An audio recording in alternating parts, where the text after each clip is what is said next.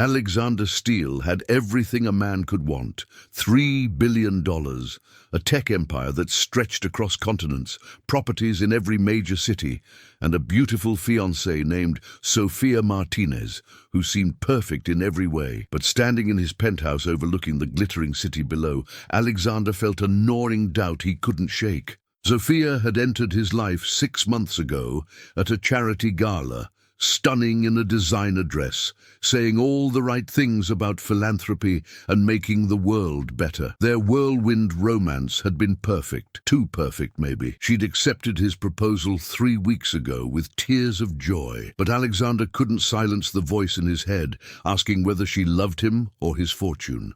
He'd seen it happen to too many of his wealthy friends, relationships that seemed genuine, crumbling the moment money entered the equation. Tonight, that doubt had crystallized into a plan so radical, his assistant had called him insane. He was going to test Sofia in the most extreme way possible, by becoming invisible, by stripping away everything that made him Alexander Steele, and seeing if she'd still show compassion to a stranger who had nothing. The makeup artist Marcus had hired was a genius at transformation, someone who'd worked on Hollywood films, creating realistic aging effects and disguises. As she worked on his face, adding wrinkles, weathered skin, and the kind of dirt that came from living on streets, Alexander watched himself disappear in the mirror. His perfectly styled hair became matted and grey, his manicured hands transformed with theatrical dirt and broken nails. His designer stubble became an unkempt beard that added years to his appearance. The clothes came next.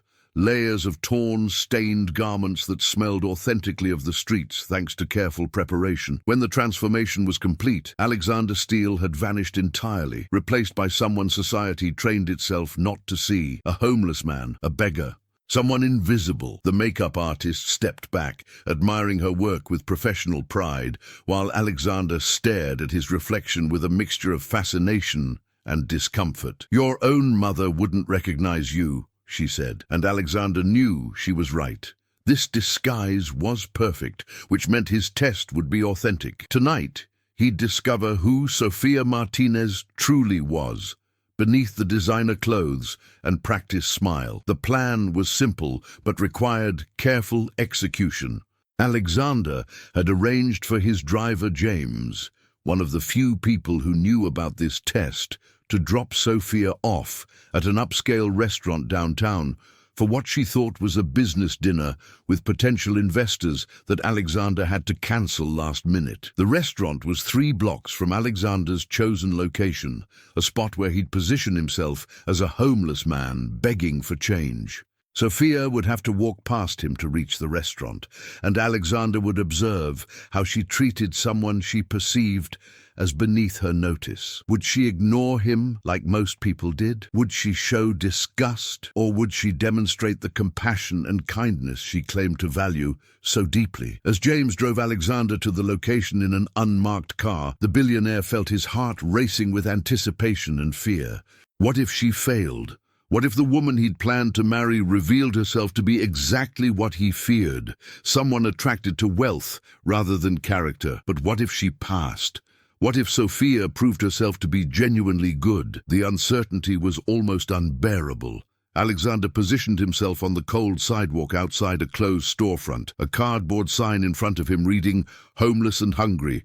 Anything helps. God bless." The evening air was crisp, and even through his layers of clothing, Alexander felt the chill that people living on streets experienced every night. Pedestrians flowed past him like water around a stone, some glancing briefly before looking away, others actively avoiding eye contact, a few dropping coins without slowing their pace. Alexander had intellectually understood that homeless people were invisible, but experiencing that invisibility firsthand was shocking and dehumanizing.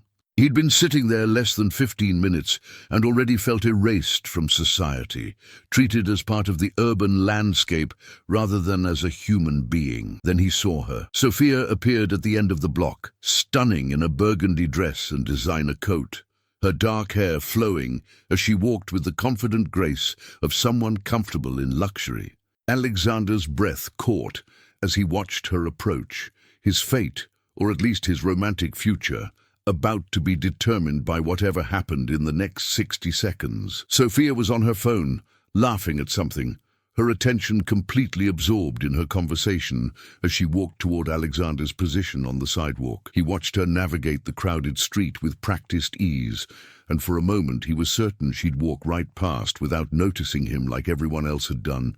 But then something unexpected happened. A businessman in an expensive suit deliberately bumped into a homeless woman further down the block, knocking her belongings everywhere while muttering something cruel about watching where she was going. The homeless woman, elderly and frail, scrambled to collect her scattered possessions while the businessman walked away without looking back. Sophia stopped mid-conversation, her expression shifting from amusement to shock to anger in rapid succession.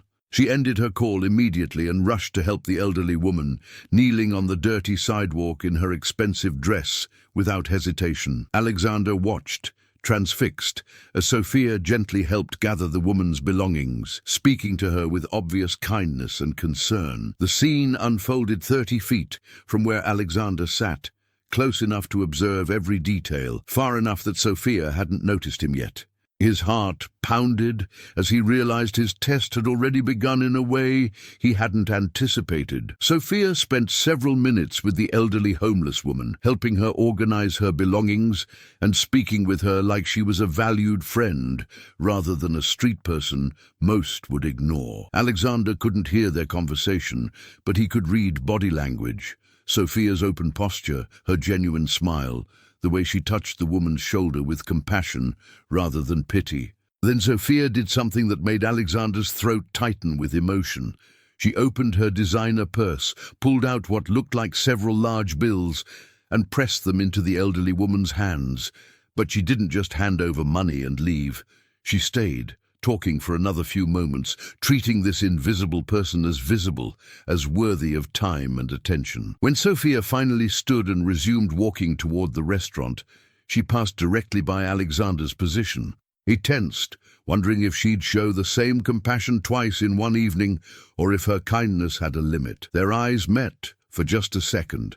Alexander keeping his head slightly bowed to avoid recognition, and in that moment, Sophia stopped walking. She stood there on the busy sidewalk, people flowing around her, staring at the homeless man who was actually her fiancé in disguise. And what she did next would change everything. Sophia didn't just glance and move on like Alexander had half expected. She stopped completely, studying him with an expression that seemed to register genuine concern rather than the uncomfortable pity or disgust he'd seen on other faces throughout the evening. Alexander kept his head down, heart hammering so loudly he was certain she could hear it, terrified she might somehow see through his elaborate disguise, despite the makeup artist's assurances. Sophia took a step closer, her expensive heels clicking on the concrete, and Alexander realized she was actually approaching him rather than walking away. "Excuse me," she said softly, her voice carrying that warm accent that had first attracted him at the charity gala. "Have you eaten today?" The question was simple, direct, and asked with such genuine concern that Alexander felt emotion rising in his throat. Most people who acknowledged homeless individuals at all would drop money and leave, maintaining distance and avoiding conversation. But Sophia was different. She was treating him like a human being whose well-being actually mattered, not just a problem to be solved with spare change. Alexander mumbled a response, keeping his voice rough and unfamiliar. "Not since yesterday, ma'am." The lie tasted bitter, but it was necessary for Sophia's face transformed with empathy that looked entirely genuine, her eyes softening in a way Alexander recognized from their private moments together. Except now that compassion was directed at a complete stranger she believed had nothing. "Stay right here," she said firmly, as if worried he might disappear if she turned away. "I'm going to get you some food, real food, not just $1 for whatever. You deserve better than that." Before Alexander could respond, Sophia turned and walked quickly into a nearby restaurant. Not the upscale place where she was supposed to meet investors, but a casual Italian restaurant that happened to be on this block. Through the window, Alexander watched her speak animatedly to someone at the counter, gesturing back toward where he sat. She pulled out her wallet and appeared to be placing a substantial order. checking her watch with obvious concern, like she was worried about making him wait too long. Alexander felt his carefully constructed test crumbling into something more complicated than simple pass or fail. This wasn't just token kindness or performative charity done where others could see and admire. This was Sophia cancelling or delaying her important dinner meeting to help a homeless stranger she had absolutely no obligation to acknowledge. The implications were overwhelming. While Sophia was inside the restaurant, Alexander's phone vibrated in his pocket. His assistant Marcus texting to confirm that Sophia's driver had received a call from her asking to be picked up 30 minutes late because she was handling something important. She was actually rearranging her schedule for him. For a homeless man she'd just met. Alexander's hands trembled as he held his cardboard sign, the weight of what he was witnessing settling over him like a revelation. He'd created this test because he doubted her, because wealth had taught him to be cynical about people's motivations, because too many relationships in his social circle were transactional arrangements dressed up as romance. But watching Sophia through that restaurant window, seeing her interact with staff while clearly ordering food for a stranger, Alexander realized his doubt might have revealed more about his own damaged trust than about her character. Then she emerged carrying 2 large bags, her face bright with purpose, and Alexander had to look away briefly to compose himself. She was coming back. She hadn't forgotten him, or gotten distracted by her phone, or decided the gesture was enough. She was actually following through. Sophia knelt beside Alexander on the cold sidewalk, seemingly unconcerned about her expensive dress or designer coat touching the dirty ground. She opened the bags and began pulling out containers. Pasta, bread, salad, soup, even dessert. "I didn't know what you'd like, so I got a variety," she explained, arranging the food with care. "The soup is still hot, so maybe start with that, and there's enough here for several meals, so you can save whatever you don't finish." Her thoughtfulness extended beyond just buying food.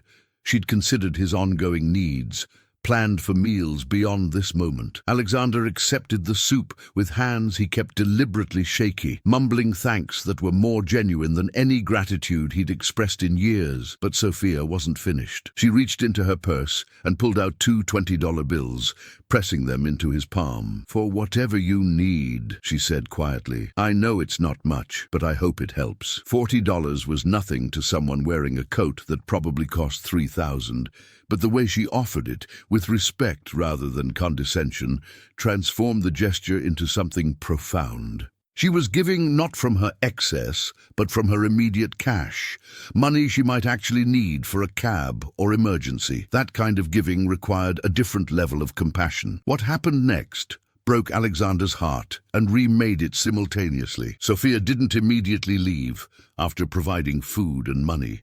Instead, she sat down on the cold sidewalk beside him, her burgundy dress pooling around her, completely heedless of how this might look to pedestrians passing by or what it might do to her expensive clothing. "Do you mind if I sit with you for a minute?" she asked, as if requesting permission to share space with someone society had deemed unworthy of basic acknowledgement. "I'm supposed to be at a dinner meeting, but honestly, I'd rather be here. Those business dinners are so fake, everyone performing instead of actually connecting. This feels more real." Alexander nearly broke character entirely, shocked by her casual dismissal of an important meeting in favor of sitting with a homeless stranger. She opened one of the containers and offered him a fork, and they sat together in surreal silence, broken only by the sounds of the city around them. Sophia asked his name. Alexander mumbled Tom, and then began talking to him like she would talk to anyone. She mentioned she was engaged to someone wonderful, but admitted that sometimes wealth created distance, that she worried about losing herself in a world of money and influence. The irony of her confession, given to her fiancé in disguise, was almost too much to bear. "My fiancé is amazing," Sophia continued, apparently feeling comfortable enough with this homeless stranger to share intimate thoughts. "He's brilliant and successful and generous. But sometimes I wonder if he really sees me, you know? Like, does he love Sophia Martinez, the woman who grew up in a small apartment with immigrant parents who worked 3 jobs between them? Or does he love the version of me that fits into his wealthy world? The one who wears designer clothes and says the right things at charity galas? Alexander's breath caught at her words, each one landing like a revelation he hadn't anticipated. She had doubts too. She questioned their connection too. But her doubts weren't about his money. They were about whether he could see past surfaces to genuine humanity, the exact opposite of what he'd been testing. I came from nothing, Sophia said softly, her eyes distant with memory. My parents sacrificed everything to give me opportunities. They taught me that wealth doesn't make you better than anyone else, that everyone deserves dignity and respect regardless of their circumstances. That's why I stopped to help you. Because you're not invisible to me. Because I remember what it's like when people look through you instead of at you. She stood then, brushing off her dress with a rueful smile about the dirt. I should go, but you take care of yourself, Tom. And remember, your circumstances don't define your worth. She touched his shoulder gently, a gesture of solidarity rather than pity, and walked away toward her delayed meeting, leaving Alexander sitting on the cold sidewalk with tears streaming down his face, completely undone by the woman he doubted. Alexander sat frozen on that sidewalk for 10 full minutes after Sophia disappeared around the corner, unable to move as the weight of his mistake crushed down on him. He'd tested her. He doubted the woman who'd just demonstrated more genuine compassion in 30 minutes than most people showed in a lifetime. He'd created an elaborate deception to catch her being shallow or cruel, and instead, she'd revealed depths of kindness that shamed his cynicism completely. The food she'd bought sat beside him growing cold, but Alexander couldn't bring himself to pack it up or move from this spot. Other homeless individuals had noticed the abundance of containers and were eyeing them with obvious hunger, but Alexander gestured for them to come take what they wanted. As they approached cautiously and began dividing the food with grateful thanks, Alexander realized Sophia had provided enough to feed several people. Had she known others might benefit? Had her generosity been calculated to extend beyond just one person? The efficiency of her compassion suggested experience, suggested this wasn't her first time helping people on the streets. How many other moments of kindness had she performed that Alexander knew nothing about? How badly had he misjudged the woman he claimed to love? Alexander's phone buzzed again. His assistant Marcus checking in to see if the test was complete and whether he needed pickup. Alexander typed a response with shaking hands. She passed. She exceeded every expectation. I need an hour to process before extraction. As he sat there watching people eat the food Sophia had bought, Alexander made a decision that felt both terrifying and necessary. He couldn't end the test yet. He'd learned Sophia was genuinely kind to strangers, but he needed to understand the full scope of who she was when she thought nobody important was watching. One act of charity, however moving, could be an anomaly or good mood. Alexander needed to see if this compassion was consistent, if it reflected her true character or just a momentary impulse. So he stayed on that corner for another hour, watching the city move past him, experiencing firsthand the invisibility and dehumanization that people without resources faced every single day. Several well-dressed individuals walked past, checking expensive phones, literally stepping over his legs without acknowledgement, like he was an obstacle rather than a person. Each instance of being treated as invisible carved away another layer of his privileged assumptions about how the world worked for people without his advantages. Around 9 p.m., Alexander's phone rang, Sophia's number flashing on the screen. He let it go to voicemail, listening moments later as her concerned voice filled his ear. Alex, honey, I'm so sorry, but I'm running really late to this dinner. I had to help someone, and it took longer than expected, but it was important. I hope you understand. I love you. Call me when you get this. The message revealed something crucial. She hadn't mentioned helping a homeless man specifically, hadn't framed it as charitable work deserving of praise or recognition. She'd simply said she had to help someone, treating it as obvious and unremarkable as helping a friend or colleague. Alexander saved the message, knowing he'd listen to it repeatedly for the rest of his life. A reminder of the moment he'd discovered his fiancée's true character. He texted back claiming to be in back-to-back meetings, buying himself more time to think. James appeared in the unmarked car, pulling to the curb with obvious concern about leaving Alexander on the streets in disguise as night deepened and the neighborhood became less safe. But Alexander waved him off, needing more time in this invisible skin to fully process what he'd learned and what it meant for their future together. As midnight approached and the temperature dropped, Alexander finally accepted James's increasingly urgent requests to extract him from the situation. The drive back to his penthouse was silent, Alexander staring out the window at the city he thought he'd understood but was seeing with completely new eyes. Every homeless person huddled in doorways, every invisible individual society had trained itself to overlook. They were human beings with stories and dignity that his wealth had insulated him from recognizing. Sophia hadn't needed poverty or struggle to teach her that lesson, even though she'd experienced both. She'd simply maintained her humanity and compassion despite ascending to a world that often erased those qualities in favor of competition and accumulation. Back in his penthouse, Alexander stood under scalding water in his shower, scrubbing away the makeup and dirt and street smell until his skin was red and raw. But he couldn't scrub away the shame of having doubted Sophia, of having created a test that revealed his own character flaws more than hers. The woman he'd planned to marry had shown him exactly who she was tonight, and he'd been too blinded by cynicism to have simply trusted what she'd been demonstrating all along through smaller, quieter actions he'd dismissed or overlooked. Sophia arrived at the penthouse around 1 a.m., using her key to enter quietly, probably assuming Alexander was asleep. But he was waiting in the living room, still processing everything that had happened, trying to figure out how to confess what he'd done without destroying the trust between them. She looked exhausted but beautiful, her expensive dress slightly disheveled, makeup smudged, hair no longer perfect, evidence of her long, disrupted evening. When she saw him awake, her face brightened with that smile that had captured his attention 6 months ago. Except now he saw it differently, saw the genuine warmth instead of questioning its authenticity. "Hey, you're still up," she said, dropping her purse and walking over to curl against him on the couch.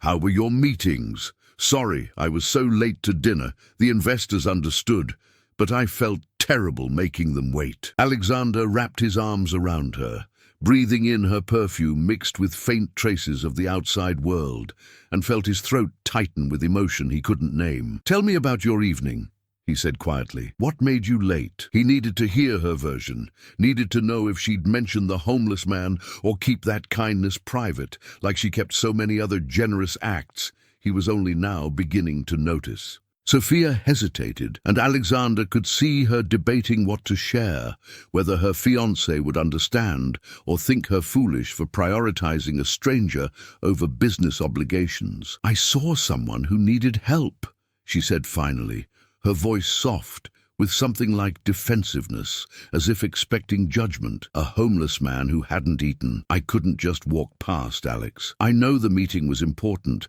I know making investors wait was unprofessional, but I had to help. My parents raised me to believe that we're measured not by how we treat people who can benefit us, but by how we treat people who can give us nothing in return. Does that make sense? Are you angry? I put business second." Her vulnerability in that moment, her fear that he might criticize her for choosing compassion over profit, broke something fundamental in Alexander's chest. How many times had she hidden her kindness, worried he'd see it as weakness or naivety?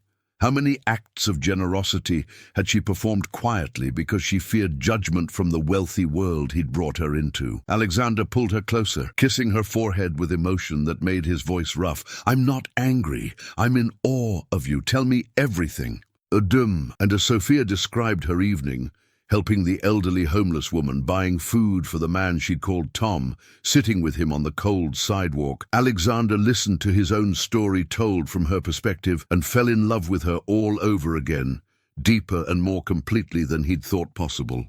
As Sophia talked about her interaction with Tom, describing how she'd felt compelled to sit with him because he'd seemed so alone and defeated, Alexander felt guilt crushing him with increasing weight. She spoke about the conversation they'd had, how she'd opened up about her own fears and doubts regarding their relationship, and Alexander realized she'd been more honest with a homeless stranger than she sometimes was with him. "I told him things I haven't even told you," Sophia admitted, playing with the engagement ring on her finger. "About feeling like I don't belong in your world sometimes. Like I'm performing a role rather than being myself. It's easier to be honest with someone who has no expectations, someone who won't judge or try to fix things, who'll just listen." Her words were daggers, each one highlighting how his wealth and position had created invisible walls between them, even as they planned a life together. Alexander wanted to confess everything right then, wanted to tell her he'd been Tom, that he'd heard every word, that her honesty had taught him more about their relationship than 6 months of careful courtship. But fear stopped him. Fear that she'd feel betrayed by the deception, violated by his test, hurt that he'd doubted her enough to create such an elaborate scheme. Over the next few days, Alexander watched Sophia with new awareness, noticing patterns of generosity he'd previously overlooked or dismissed. She volunteered at a homeless shelter twice a week, something she'd mentioned casually months ago that he'd filed away as typical wealthy person charity work and never asked about again. But now he paid attention. Noticed she came home exhausted on those evenings, her expensive clothes replaced by simple jeans and t-shirts, her manicured nails often dirty from actual work rather than symbolic appearances. She donated to causes quietly, never posting on social media or seeking recognition, just redirecting portions of the allowance he'd insisted on giving her toward organizations serving marginalized communities. She treated service workers, waiters, drivers, housekeepers, with genuine respect and interest, learning their names and asking about their lives with authentic curiosity. These weren't performances or calculated moves to appear virtuous. This was simply who Sophia was when nobody important was watching, when there was nothing to gain from kindness except the satisfaction of treating humans with dignity. Alexander had been so focused on protecting himself from potential gold diggers that he'd failed to recognize genuine goodness standing right in front of him, had needed an elaborate disguise to finally see what should have been obvious. The guilt became unbearable by the 4th day. Alexander couldn't eat, couldn't focus on work, couldn't look at Sophia without remembering her kindness to Tom and feeling shame about the test he'd subjected her to without her knowledge or consent. His assistant Marcus noticed the change, cornering Alexander in his office with obvious concern. "You've been different since the homeless test," Marcus observed. "She passed, right? She was kind. So why do you look like someone died?" Alexander slumped in his chair, all the energy drained from his body by the weight of deception. "She didn't just pass, Marcus. She was extraordinary, compassionate and generous and real in ways I can't even articulate. She sat on a dirty sidewalk in a $3,000 dress to keep a homeless man company. She rearranged an important business meeting without hesitation. She opened up about her deepest insecurities to a complete stranger, and I was that stranger, manipulating the situation to test whether she deserved my trust when I'm the one who proved himself unworthy of hers." Marcus listened quietly, then asked the question Alexander had been avoiding. "Are you going to tell her?" Alexander didn't have an answer, just a sick feeling that keeping this secret would poison their relationship while revealing it might destroy whatever foundation they'd built. That evening, Sophia announced she wanted to take Alexander somewhere special, somewhere she'd been nervous to share before because she worried he wouldn't understand. They drove to a neighborhood Alexander recognized from his night disguised as a homeless man, and his heart rate accelerated as he wondered if somehow she'd figured out his deception. But Sophia pulled up to a community center, its sign advertising free meals, job training, and social services. "This is where I volunteer," she explained, her voice uncertain, like she was revealing something precious and fragile. "I started coming here a few years ago when I was struggling, when I just moved to the city and couldn't find work. They helped me, fed me, helped with my resume, treated me with dignity when I felt like a failure. After I got my job and things stabilized, I started volunteering here to give back. And I've kept coming even after meeting you, even though I know it's not the kind of charity work that happens at fancy galas wearing designer gowns. She turned to face him, eyes searching for his reaction. I wanted you to see this part of my life before we get married, to know that this matters to me, not the glamorous fundraisers, but the actual work of helping people who need it. Is that okay? Alexander felt emotion overwhelming him as he looked at the community center, at Sophia's nervous expression, at the reality of who she was fully revealed. More than okay, he managed to say, his voice thick. Show me everything. They spent the next 3 hours at the center, Sophia introducing him to staff and volunteers who clearly loved and respected her, not as a wealthy donor, but as someone who showed up consistently to do real work. Alexander watched her serve food to people who looked exactly like he'd looked 4 nights ago in disguise, saw her treat each person with individual attention and dignity, noticed how she remembered names and stories and followed up on details from previous conversations. This wasn't performative charity or occasional volunteering to ease guilt. This was commitment, consistency, genuine care for community that existed outside her comfortable life. One older man approached Sophia with obvious affection, calling her the angel who never gave up on me, and explained to Alexander that Sophia had spent months helping him navigate the bureaucracy to get disability benefits he'd been wrongly denied. She'd made phone calls, filled out paperwork, accompanied him to appointments, all invisible labor that produced no recognition or reward beyond helping another human being survive. Your fiancée is special, the man said to Alexander. Don't you ever forget that or take her for granted. Women like her are rare. Driving home that night, Alexander made his decision. He had to tell Sophia the truth about the test, had to confess his deception, and face whatever consequences came from that confession. Keeping this secret felt like building their marriage on a foundation of lies, and she deserved better than that. Deserved honesty, even if it hurt. Deserved to know that he'd doubted her and been proven spectacularly wrong. Sophia, he began, his voice serious enough that she immediately turned toward him with concern. I need to tell you something, and I need you to hear the whole story before you react. Can you do that? Her expression shifted to worry, and Alexander hated himself for putting that look on her face. 4 nights ago, the night of your investor dinner, I did something I'm deeply ashamed of. I doubted you, doubted whether you loved me or my money, doubted if your kindness was genuine or strategic. So I created a test.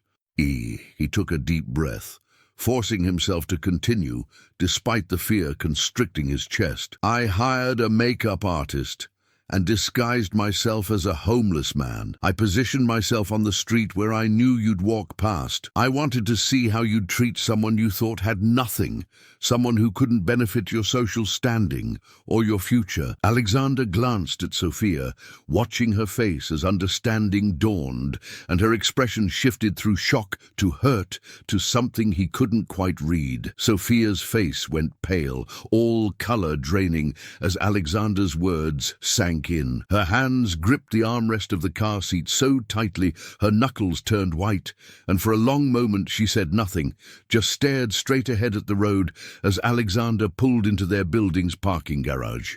When he turned off the engine, the silence was suffocating. Finally, Sophia spoke, her voice carefully controlled, but shaking with emotion. Tom. You were Tom. It wasn't a question, but Alexander nodded anyway, confirming what she'd already realized. I sat on a dirty sidewalk and poured my heart out to you. I told Tom, things I was afraid to tell Alexander. I opened up about my fears and insecurities because I thought I was talking to someone safe, someone who had no power over my future, but it was you all along. You manipulated me into revealing myself while hiding behind a disguise. How is that different from lying? Her voice broke on the last word, and Alexander watched helplessly as tears began streaming down her face. He'd anticipated anger, possibly even her ending their engagement, but her pain was somehow worse. evidence that his test had wounded her in ways he hadn't fully considered when planning his elaborate deception. "I need to get out of this car," Sophia said abruptly, opening the door and stepping into the parking garage without waiting for Alexander to respond. He followed her to the elevator, both of them riding up in loaded silence, while Alexander tried to find words that might fix what he'd broken. Inside the penthouse, Sophia went straight to the bedroom, and Alexander heard drawers opening. She was packing. Panic flooded through him as he rushed to the doorway. "Please, let me explain fully. Let me tell you why I did it, and what I learned, and how completely wrong I was." Sophia whirled on him, eyes blazing with hurt and anger. "Explain what exactly? That you didn't trust me? I already know that. You wouldn't have created an elaborate test if you trusted me. That you think money makes you so special that any woman would pretend to love you just to access your wealth. I already know that too, because you've been treating me like a potential threat instead of your partner since the day we met." Her words were arrows, each one hitting its target with painful accuracy. "I fell in love with you despite your money, not because of it. I've been terrified this whole time that your wealth would change me, corrupt me, turn me into someone my parents wouldn't recognize. And the whole time, you've been testing me like I'm some kind of con artist running a long game." Alexander felt tears on his own face now, the emotional armor he typically wore in conflicts completely stripped away by the accuracy of Sophia's accusations. "You're right," he said, his voice breaking. "About all of it.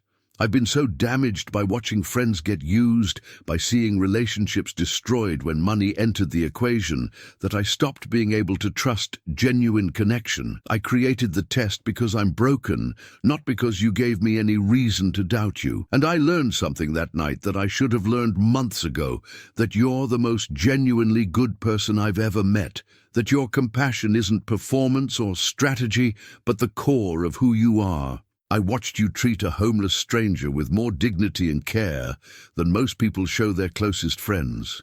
You rearranged your whole evening to help someone society trains us to ignore. You sat with me when you could have just dropped money and left. You saw me, really saw me, when I was pretending to be invisible." He moved closer, desperate to make her understand. "But the most important thing I learned was that you've been honest with me about your fears, and I've been hiding mine behind tests and suspicion. You deserved better than that. You deserve better than me." Sophia stopped packing, her hands frozen on a sweater she'd been folding. "Don't do that," she said quietly. "Don't make this about you being unworthy, so I have to comfort you and forgive you. You violated my trust, Alexander. You manipulated me into revealing vulnerabilities that I wasn't ready to share with you yet. You've been watching me differently since that night, and now I know why. You've been seeing me through the lens of having tested me and collected information I didn't consent to give. That's not love, that's surveillance." Her words hit Alexander like physical blows, each one accurate and devastating. He'd been so focused on his own guilt and amazement at her goodness that he hadn't fully considered how the deception would feel from her perspective, how invasive and violating it was to learn that an intimate conversation she'd thought was safe had actually been witnessed by the person she'd been talking about. "I don't know if I can marry someone who would do this," Sophia continued, and Alexander felt the ground drop out from under him.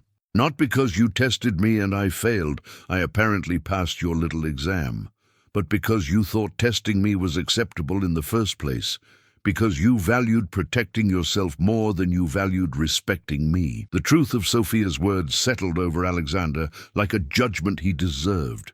She was right. His test had revealed his own character flaws more than it had revealed anything about her.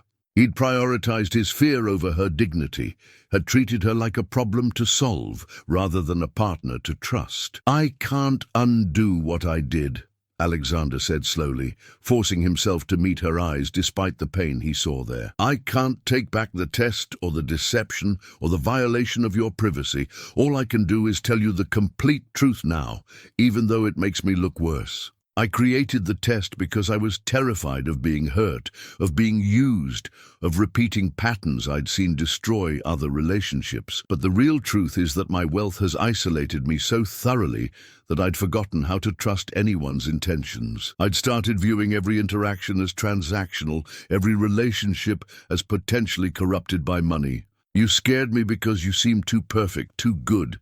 And I couldn't believe that someone like you would love someone like me for reasons that had nothing to do with my bank account. Alexander sat on the edge of the bed, exhausted by honesty. That night, watching you demonstrate genuine compassion to someone you thought was a homeless stranger, I realized my test said everything about my damage and nothing about your character. You've been showing me who you are since the day we met, and I was too cynical to simply believe it.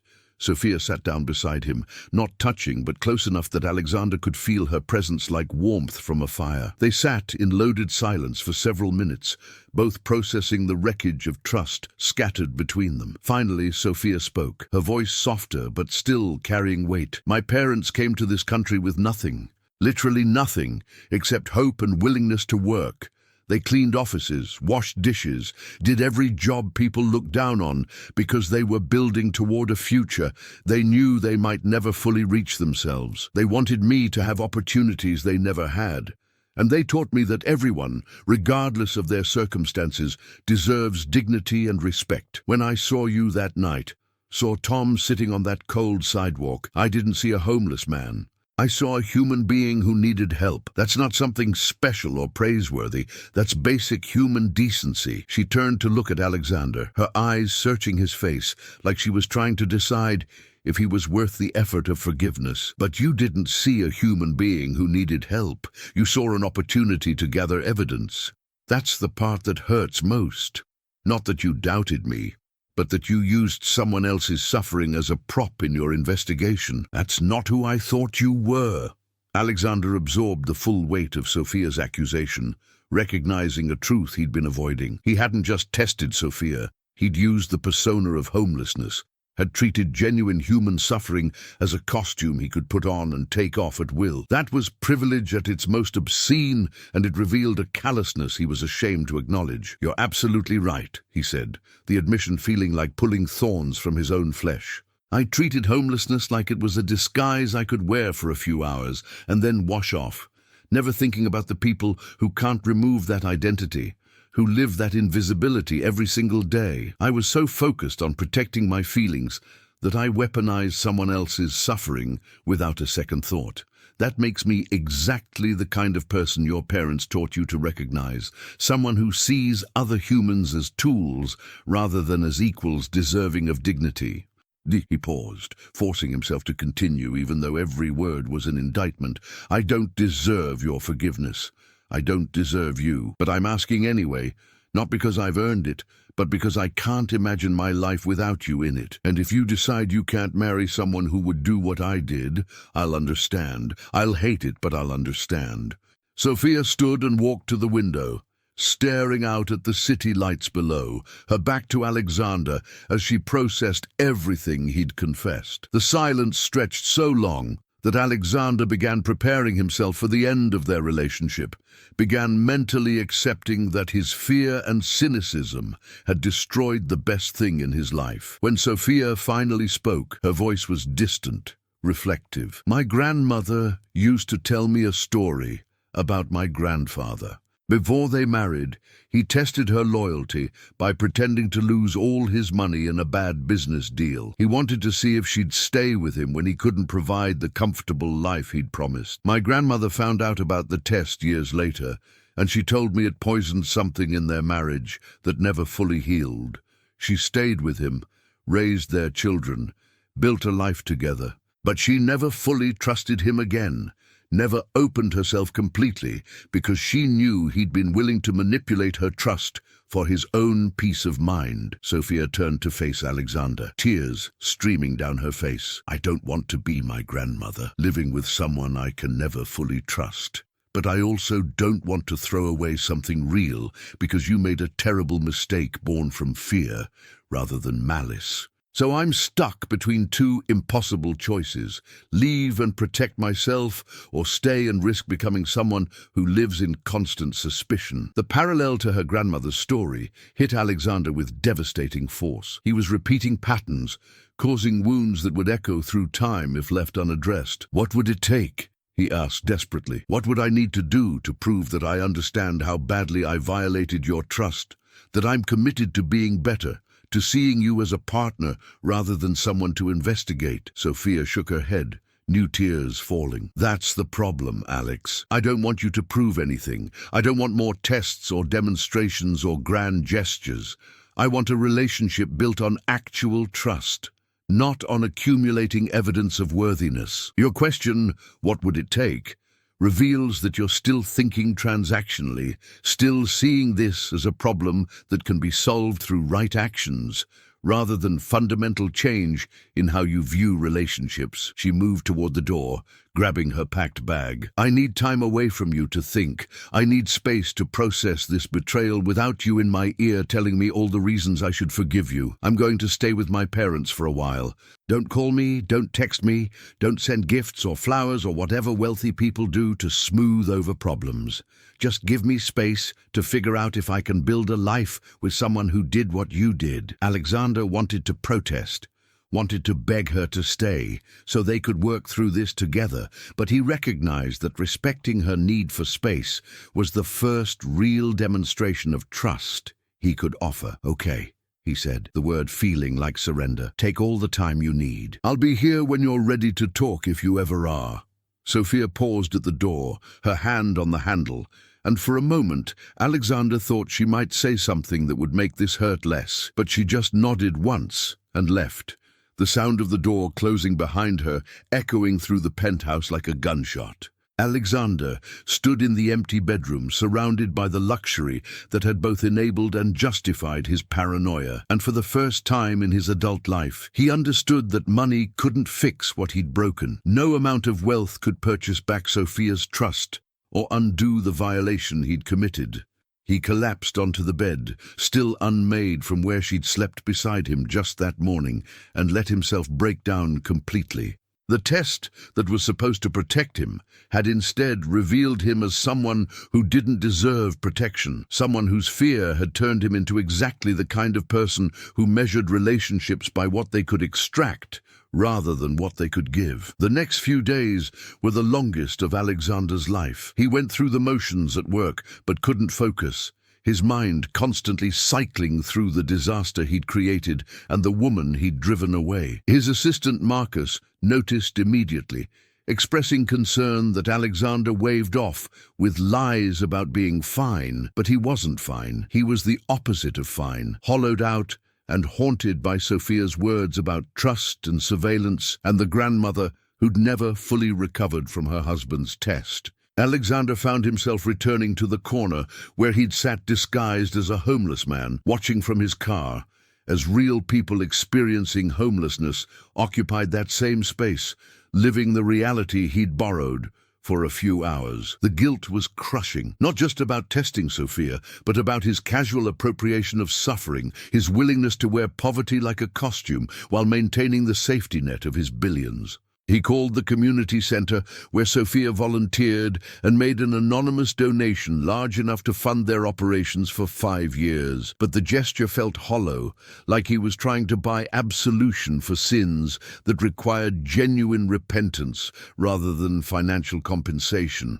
Money was his default solution to every problem, but this problem required something he'd never learned to give freely: vulnerability, trust, the willingness to be hurt. On the 5th day of Sophia's absence, Alexander received a call from an unknown number. His heart jumped, hoping it was her calling from her parents' phone, but instead, it was Sophia's mother, Elena Martinez. "Mr. Steele," she said, her accent thick with emotion, "my daughter told me what you did. I'm calling to say that you have broken her heart, and as her mother, I am very angry with you." Alexander braced himself for a well-deserved lecture, but Elena surprised him by continuing, "However, I am also calling because I understand fear. When Sophia's father and I came to this country, we were so afraid that people would take advantage of us, that our trust would be used against us. That fear almost destroyed some good relationships before we learned that living in constant suspicion is worse than occasionally being hurt by trusting the wrong person. She paused, and Alexander heard the wisdom of someone who'd survived real hardship, not just the theoretical concerns of the wealthy. My daughter is deciding whether she can trust you again, but before she makes that decision, you must decide something more important. Can you trust her? Can you trust anyone? Because if you cannot, then letting her go is the kindest thing you can do. A marriage built on suspicion is not a marriage. It is a prison where both people slowly suffocate. Elena's words settled over Alexander like a pronouncement, a challenge that cut through all his rationalizations to the core question he'd been avoiding. Was he capable of genuine trust, or had wealth and privilege damaged him beyond repair? Elena's question haunted Alexander for days after their conversation ended. Could he trust? Really trust, without tests or verification or safety nets? He'd spent his entire adult life building systems to protect himself, prenuptial agreements, background checks on employees, careful vetting of anyone who entered his inner circle. Trust had become a luxury he believed he couldn't afford, a vulnerability that wealth required him to eliminate. But sitting alone in his penthouse, Alexander recognized that his protective systems had created a different kind of poverty, an isolation so complete that genuine human connection had become nearly impossible. He'd accumulated billions, but lost the ability to simply believe in someone's goodness without demanding proof. That realization led Alexander to do something unprecedented. He called his therapist and scheduled daily sessions, committing to intensive work on the fear and trauma that had turned him into someone who would test his fiancée's character instead of trusting it. The therapist, Dr. Sarah Chen, listened to Alexander's confession about the homeless disguise and didn't pull punches. "You've been using wealth as a shield," she said bluntly. "And shields that protect you from harm also prevent intimacy from reaching you. You can't have real connection while maintaining walls specifically designed to keep people at a distance." Through therapy, Alexander began excavating the origins of his inability to trust. It wasn't just wealth that had damaged him. It went deeper, to childhood experiences of being the scholarship kid at an elite school where friendships evaporated when other students learned about his family's modest means, to watching his adoptive father's business partner embezzle funds and destroy years of work, to early romantic relationships that had ended when his success made him a target for people seeking financial security rather than partnership. Each betrayal had added another brick to the wall around his heart, until trust became impossible and suspicion became his default setting. But Dr. Chen pushed him to recognize a crucial distinction. Betrayal is real and painful, but living as if everyone will betray you guarantees you'll never experience genuine connection. You've been so afraid of being used that you've become unable to be loved. Sophia's kindness to the homeless man you pretended to be wasn't an anomaly. It was consistent with everything she'd shown you for 6 months, but you couldn't accept it because accepting it would mean becoming vulnerable, and vulnerability feels like danger when you've been hurt before. The insight was devastating and liberating simultaneously, revealing both the damage and the potential path toward healing. Alexander threw himself into understanding the world Sophia inhabited, the reality of service and compassion she'd tried to show him before his test had complicated everything. He started volunteering at the same community center where Sophia worked, showing up weekly to serve meals and help with job training programs. The staff recognized him from his previous visit with Sophia and treated him with cautious welcome, clearly aware that he was the fiancé who'd hurt their beloved volunteer. Alexander didn't try to explain or justify himself.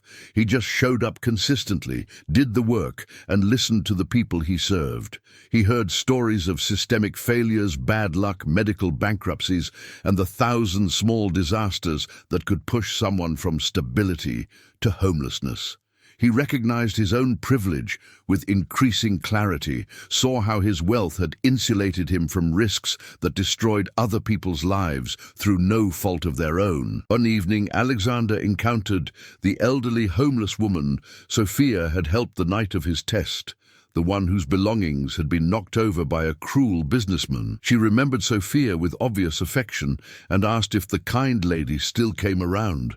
When Alexander explained they were engaged but currently separated, the woman studied him with knowing eyes. "You better fight for her," she said.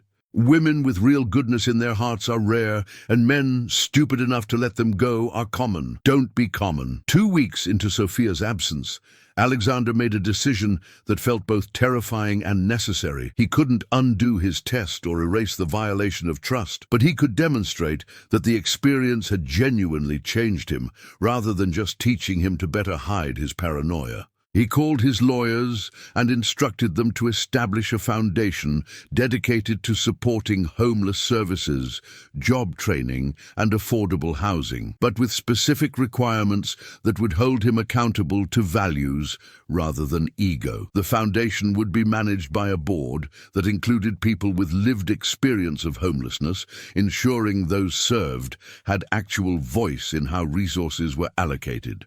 Alexander would have no controlling vote, no ability to override decisions made by people who understood the issues far better than he ever would. Additionally, he committed to divesting from several businesses in his portfolio that relied on exploitative labor practices or contributed to economic systems that created the poverty he'd appropriated as a disguise. His financial advisors protested that he was sacrificing billions in potential returns, but Alexander realized that money gained by perpetuating suffering was wealth built on rotten foundations. The changes wouldn't fix what he'd done to Sophia, but they represented genuine commitment to growth rather than performance of redemption designed to win her back. On the 17th day of Sophia's silence, Alexander received a text message that made his heart stop. "Can we talk? I'm ready." They agreed to meet at a neutral location, a small cafe in the neighborhood where Sophia had grown up, far from the luxury spaces that defined Alexander's usual world. When Alexander arrived, Sophia was already there, looking tired, but somehow more herself than she'd seemed in the polished environments of his wealth. They ordered coffee and sat across from each other, the table feeling like both connection and barrier. "I've been doing a lot of thinking," Sophia began, her voice steady despite obvious emotion, "about my grandmother's story, about whether I can trust you again, about what kind of marriage we'd have if we moved forward. And I've talked to my parents, to my therapist, to the women at the shelter who've known me for years. Everyone has opinions, but ultimately I had to figure out what I could live with and what I couldn't." She wrapped her hands around her coffee cup, meeting Alexander's eyes directly. "I can't marry someone who would test me. That's non-negotiable. But I might be able to marry someone who tested me once, learned it was wrong, and committed to genuine change, rather than just apologizing and moving on." Alexander felt hope and fear warring in his chest as he absorbed Sophia's words. She was leaving the door open, but barely, and only with conditions he wasn't certain he could meet.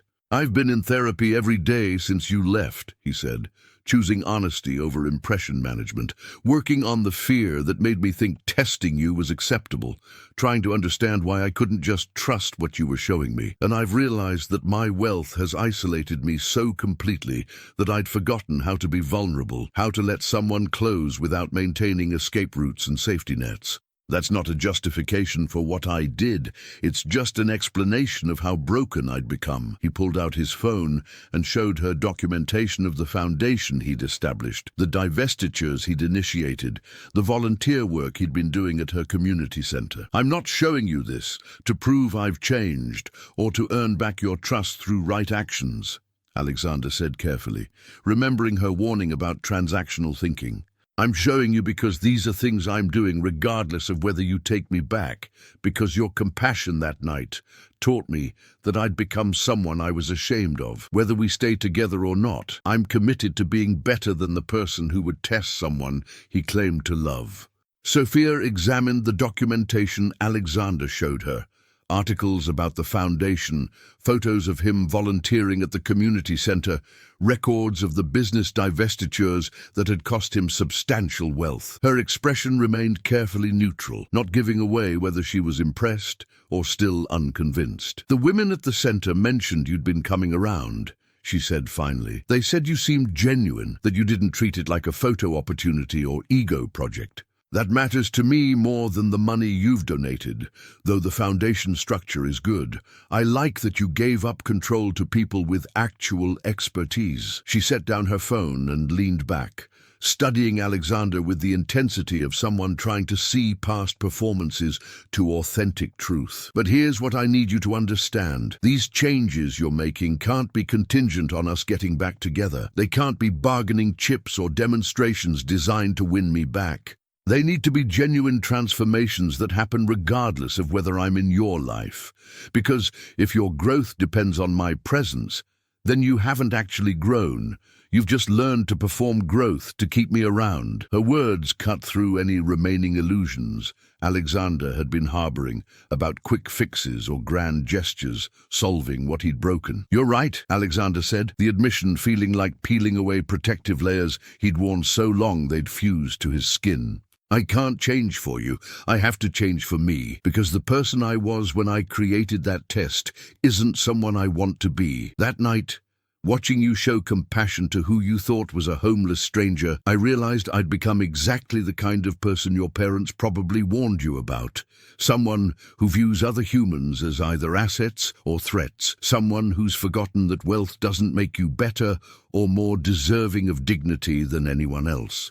He paused, gathering courage for what came next. "I don't know if I can fully heal the damage that wealth and past betrayals have done to my ability to trust. I don't know if I'll ever be completely free of the paranoia that makes me question people's motives. But I'm committed to trying, to doing the daily work of choosing trust over suspicion, even when it feels dangerous. Not because I owe you that, though I do, but because living behind walls I built to protect myself has made me more prisoner than person. Whether you decide to marry me or not, I'm grateful you forced me to see what I'd become." Sophia's carefully controlled expression finally cracked, tears forming in her eyes as she absorbed Alexander's words. "I've been so angry at you," she said, her voice breaking. "Angry that you tested me, angry that you couldn't just trust what I was showing you, angry that you used homelessness as a costume for your investigation. But I've also been angry at myself for wanting to forgive you, for missing you, despite knowing what you did was wrong. My therapist said that's normal, that love doesn't disappear just because someone hurts you, that the heart doesn't follow logic when deciding what it wants. But I kept thinking about my grandmother, about how she stayed with my grandfather after his test and spent the rest of her life unable to fully open herself to him. I don't want to be her. I don't want to spend decades holding back pieces of myself because I'm afraid you'll use them against me in some future test." She wiped her eyes, and Alexander had to grip the table to keep from reaching across to comfort her, knowing she needed space to say whatever came next. "So I've been trying to figure out if there's a path forward that doesn't require me to become someone who lives in constant suspicion, constantly analyzing whether you trust me or whether you're gathering evidence for your next evaluation." The cafe around them buzzed with ordinary life. People ordering coffee, having casual conversations, living without the weight of dramatic betrayals or billion-dollar complications. Alexander found himself envying their simplicity, even as he recognized his life could never be uncomplicated, not with the wealth and responsibility he carried. "What would that path forward look like?" he asked Sophia, afraid of the answer but needing to hear it. "What would I need to do or not do for you to feel safe with me again?" Sophia considered the question for a long moment, clearly choosing her words with care. "I need transparency. Complete transparency about your doubts when they arise, not tests conducted in secret. If you're worried about my motives or questioning whether I love you or your money, I need you to tell me directly so we can talk through it rather than you creating elaborate schemes to investigate me. That's what partners do. They communicate even when communication is uncomfortable." She held up a second finger. ticking off requirements. I need you to continue therapy, not just until we're married, but as an ongoing commitment to addressing the trust issues that made you think testing me was acceptable. And I need you to prove over time, through consistency rather than grand gestures, that you can actually trust me with everyday things before we talk about spending our lives together. Alexander nodded, accepting each condition without argument or negotiation, recognizing them as entirely reasonable requests given what he'd done. All of that makes sense, he said. I can commit to transparency, continued therapy, and proving myself through consistency. But I need to ask, are we starting over, or are we trying to rebuild what we had? The distinction felt crucial, the difference between erasing their history or acknowledging it while moving forward. Sophia thought about this, her expression shifting through several emotions before settling on something that looked like cautious hope. I don't think we can start over, even if we wanted to. Too much has happened. Too much has been revealed about both of us. You know I have doubts about fitting into your world, and I know you have damage around trust that won't heal overnight. We can't unknow those things or pretend the test never happened. So maybe we're doing something different, not starting over or rebuilding, but building something new with better foundations. Incorporating what we've learned into a relationship that's more honest, even if it's more complicated. She reached across the table tentatively, and when Alexander took her hand, the contact felt both familiar and new, charged with awareness of fragility and potential. I'm willing to try, Sophia said, but slowly, and with the understanding that if you ever test me again, if you ever doubt me enough to create schemes instead of conversations, I'm gone. No second chances after this second chance. The terms were clear, the stakes understood, and Alexander accepted them with relief and determination mixed together. No more tests, he promised, squeezing Sophia's hand gently. No more surveillance or investigations or schemes. Just honesty, even when it's hard. Even when I'm afraid of being vulnerable. You deserve that. You've always deserved that. They sat in the cafe for another 2 hours, talking through details of what their relationship would look like moving forward. Sophia wouldn't immediately move back into the penthouse. She needed her own space while they rebuilt trust, a place that was hers alone, where Alexander's wealth and presence didn't dominate every aspect of her life. They'd see each other regularly, but not constantly, giving themselves room to miss each other and choose each other, rather than defaulting to proximity. They'd attend couples therapy in addition to their individual sessions, working with a professional to navigate the specific challenges of their situation. And they'd postpone the wedding, no new date set, no pressure to rush toward marriage, before they'd address the fundamental issues his test had revealed.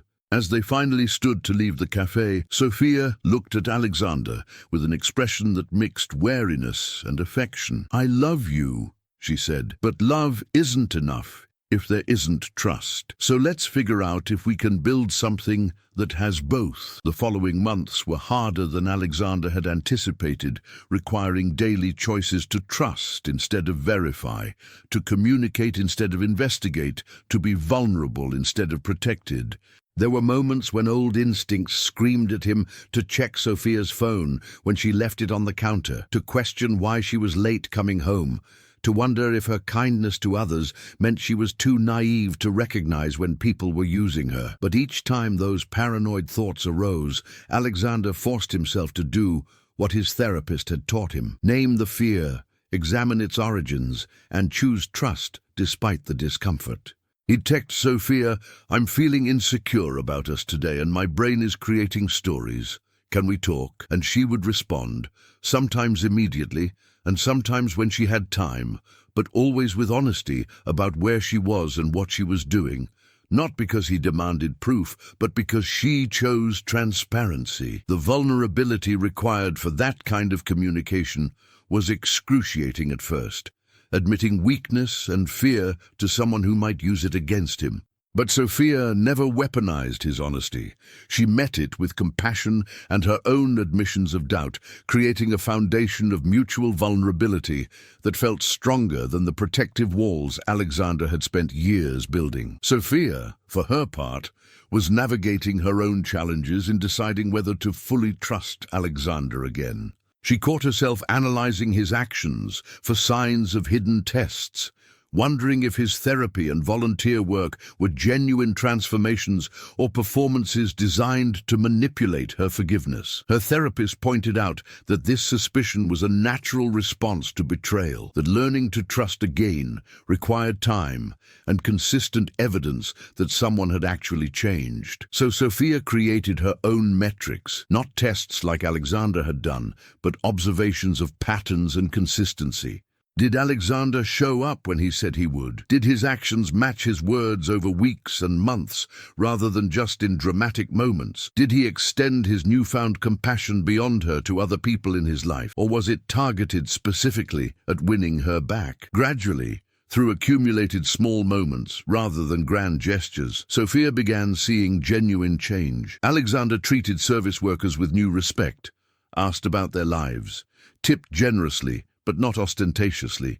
He talked about his therapy breakthroughs during their couple sessions, sharing insights that clearly cost him pride to admit. He continued volunteering even when Sophia wasn't there to witness it, showing up consistently on cold mornings and difficult evenings when easier options existed. 6 months after their cafe conversation, Alexander did something that tested his growth in profound ways. A business associate, someone he'd known for years, approached him with a lucrative investment opportunity in a private prison system. The returns would be substantial, the associate promised, and the risk was minimal, given government contracts guaranteeing occupancy. 5 years ago, Alexander would have signed the contracts without question, seeing only profit potential and legal protection. But sitting in his office, looking at the paperwork, Alexander thought about the people he'd met at Sophia's community center, about the systemic failures that had destroyed lives, about how his wealth was only meaningful if aligned with values, rather than just accumulation. He turned down the investment and explained why to his associate. "I can't profit from systems that depend on human suffering, even if it's legal and lucrative. That's not the kind of billionaire I want to be anymore." The associate looked at him like he'd lost his mind, muttering about Sophia making him soft.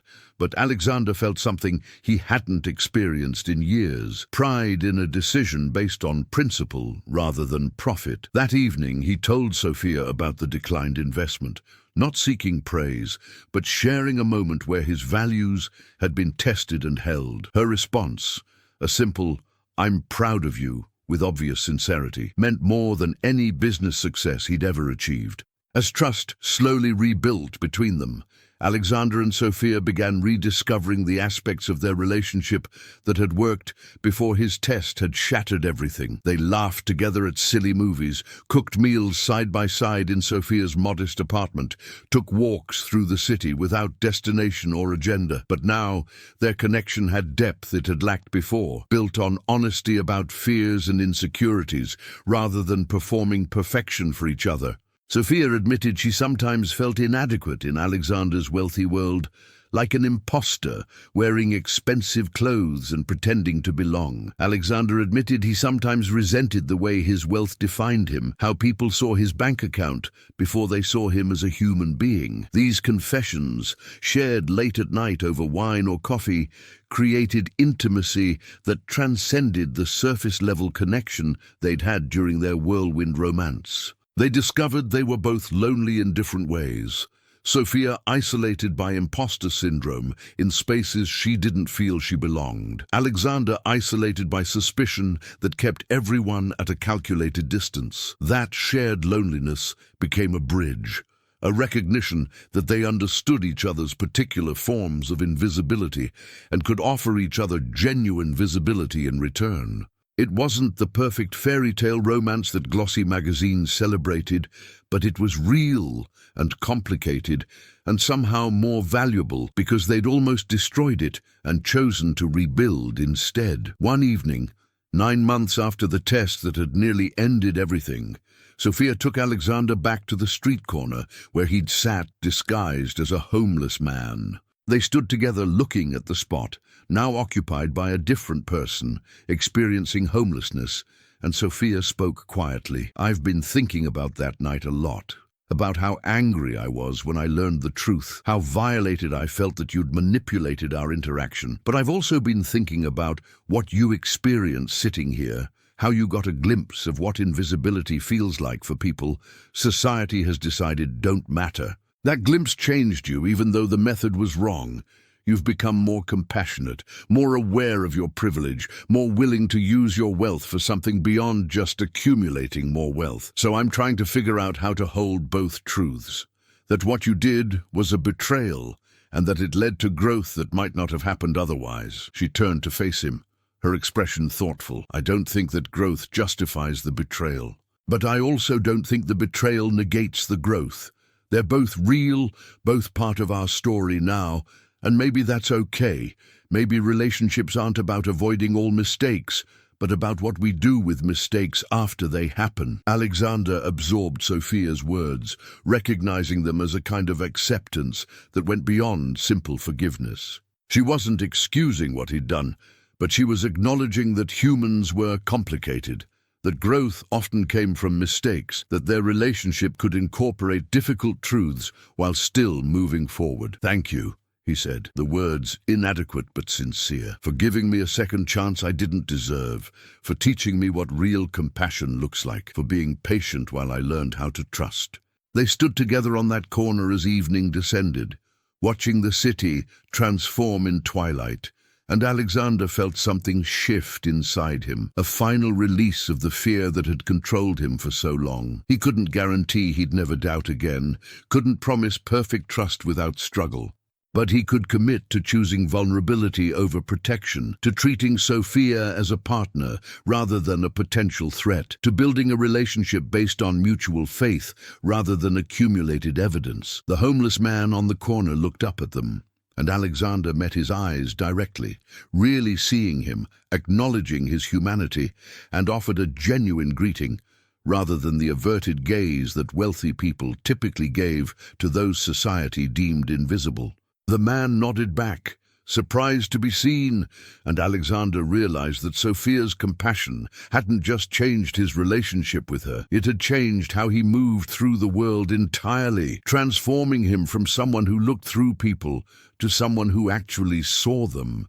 A year after the test that had nearly destroyed their relationship, Alexander proposed to Sophia again, not with a dramatic public gesture or an extravagant ring upgrade, but quietly in her small apartment while they were cooking dinner together. "I know we're technically still engaged," he said, setting down the knife he'd been using to chop vegetables, "but I want to ask you again, properly this time, as someone who actually deserves you rather than someone testing whether you deserve him." He got down on one knee in her cramped kitchen, holding the same ring she'd returned during their separation. "Sophia Martinez, will you marry me? Not Alexander Steele, the billionaire, but just Alex, the deeply flawed man who's learning how to trust, who's trying every day to be worthy of your compassion, who loves you more than he thought he was capable of loving anyone. I can't promise I'll be perfect or that I won't struggle with old fears. But I can promise I'll choose honesty over deception,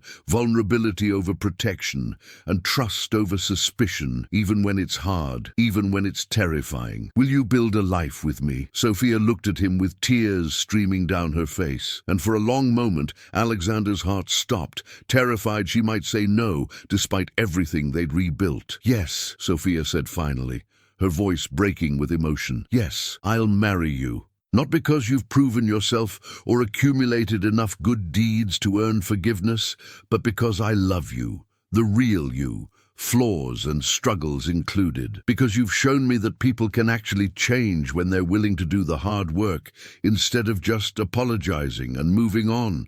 Because our relationship now is stronger than what we had before, built on honesty and shared vulnerability, rather than performing perfection for each other."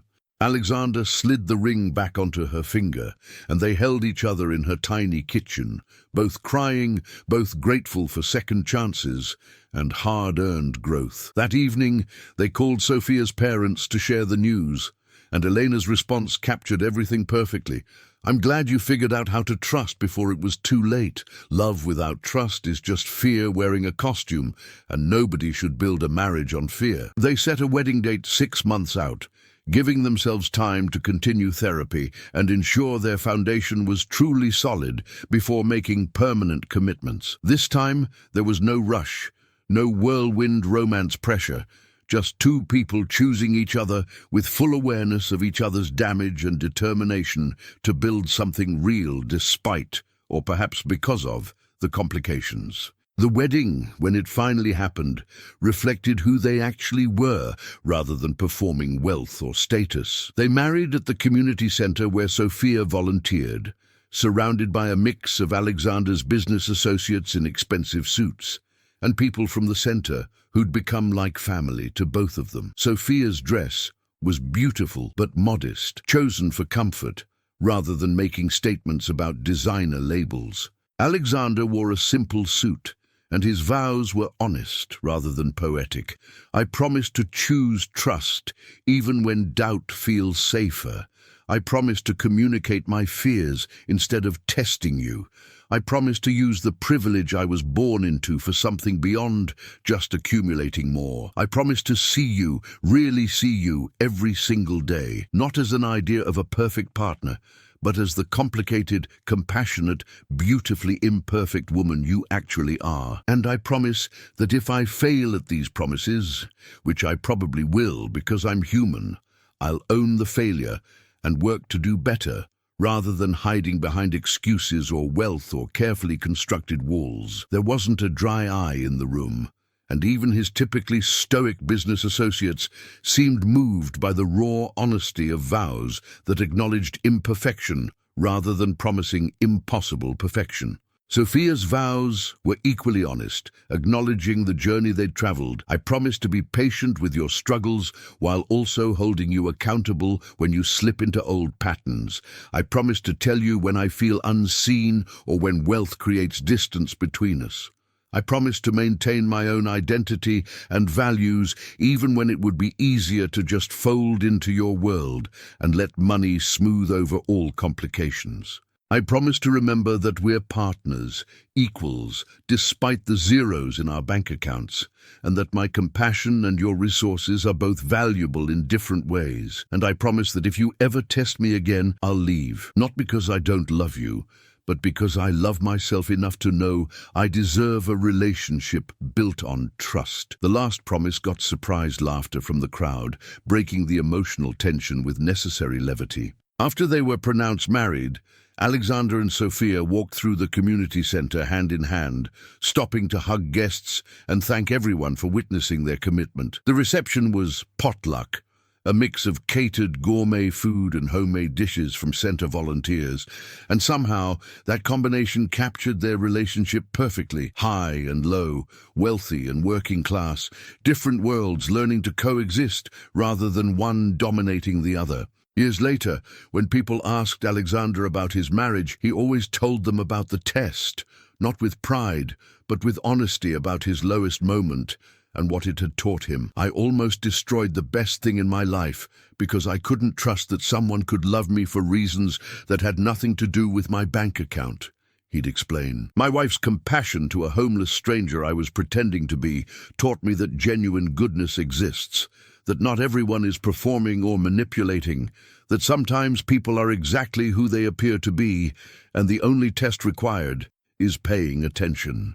He and Sophia had created a life that incorporated both their worlds, splitting time between his penthouse and a modest home they'd purchased in her old neighborhood, attending both charity galas and community center events, using wealth as a tool for change rather than just a shield against the world. Alexander continued therapy, working through layers of trust issues that didn't disappear just because he'd gotten married, but learning to manage them in healthier ways. And Sophia maintained boundaries that kept her grounded, her volunteer work that was hers alone, her apartment that she'd converted to an art studio, her relationships with people who'd known her before wealth entered her life. They had children eventually, and Sophia insisted on raising them with awareness of their privilege, making sure they understood that money didn't make them better than anyone else, and that everyone deserved dignity regardless of circumstances. On their 5th anniversary, Sophia took Alexander back to that street corner one final time. The city had changed, gentrification pushing homeless populations to different areas, but the memory of that night remained vivid for both of them. "Do you ever regret it?" Sophia asked, referring to the test that had nearly ended them. Alexander thought carefully before answering, knowing honesty was more important than saying what she might want to hear. "I regret the method and the violation of your trust," he said slowly. "I regret how much pain I caused and how close I came to losing you. But I can't regret the growth that came from it, the way it forced me to confront damage I'd been carrying for years. That night, watching you show compassion to someone you thought was a homeless stranger, changed everything, not just our relationship, but how I see the world and my place in it. So maybe I regret the test itself, but not the lessons it taught me about privilege, trust, and genuine goodness." Sophia nodded, accepting the complicated truth that painful experiences could yield valuable growth without the pain being justified or necessary. They stood together on that corner where their relationship had almost ended, and instead been transformed hand in hand, no longer performing perfection, but living honest imperfection together. And somehow that felt like the truest happy ending either of them could have imagined.